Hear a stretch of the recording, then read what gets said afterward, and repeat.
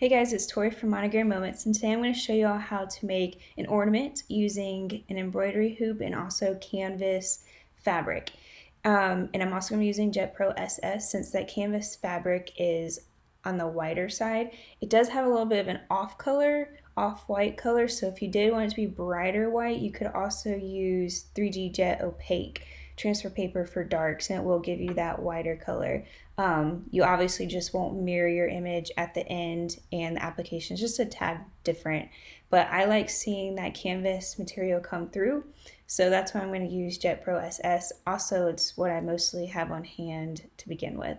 So I'm using a 4-inch hoop, so I'm going to go ahead and make myself a circle. I'm holding down the shift key so it is a perfect circle, and I'm going to make this connect so that it remains a circle. I'm going to change this to actually be a little bit larger than 4 because it's going to go over the side, and if I want to leave some room for error as well. So I'm going to make this 4.2.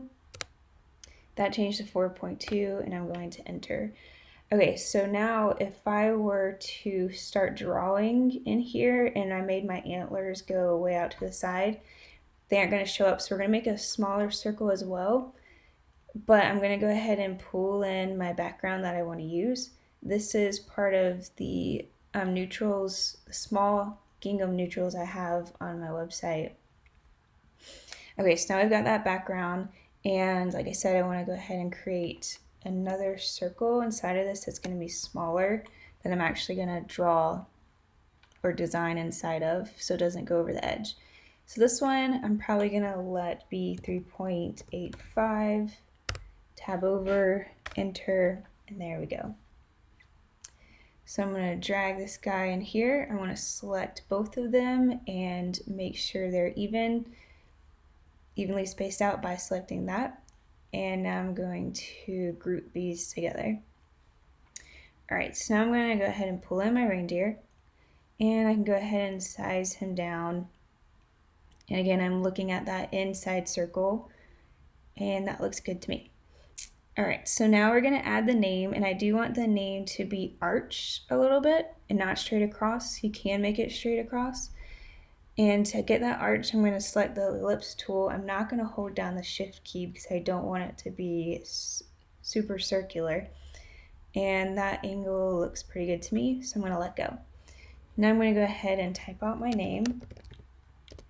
And I'm going to add the color.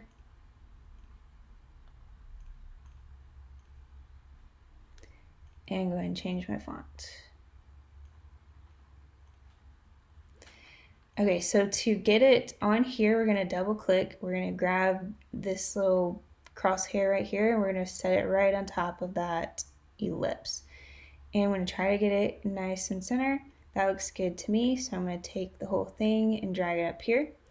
Now I do need to make this a little bit smaller, so you can either select the text or you can select this oval. It'll do the same thing.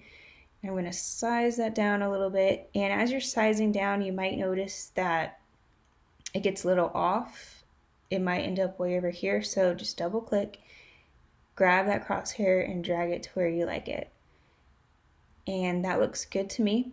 Now I want to get rid of this circle, so I'm going to right click on my name, select convert to path, and it's going to remove these two so it's no longer stuck to it, so I'm just going to delete.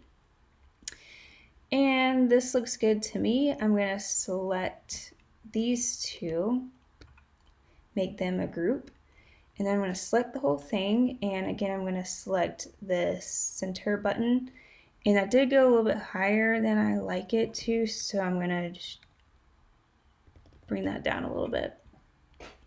And there we go. So since we are using Jet Pro SS, I'm going to select this whole thing, make it grouped just to make it easier, and then I'm going to flip it horizontally. Now if I weren't using Jet Pro SS but transfer paper for darks, you would not do that step. Okay, and I'm going to make sure my paper is set up correctly. It's set on 8.5 by 11. I've got show my print border so I know where not to go outside of, and we're going to go ahead and print. So file, print, I'm going to go down to media and quality, and I'm going to select matte. And then from here, I'll just select print. Okay, so I've got my heat press set to 380 since I'm using Jet Pro SS. I've printed this off, and I'm going to cut loosely around it. I am using this canvas fabric. Again, if you're using Jet Opaque for darks, you could use any fabric you want since it's going to be white on top.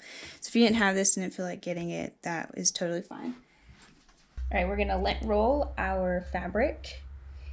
You wouldn't really need to do this if you were using 3G Opaque. And we're going to press it just for a few seconds at 380 degrees to get any moisture out.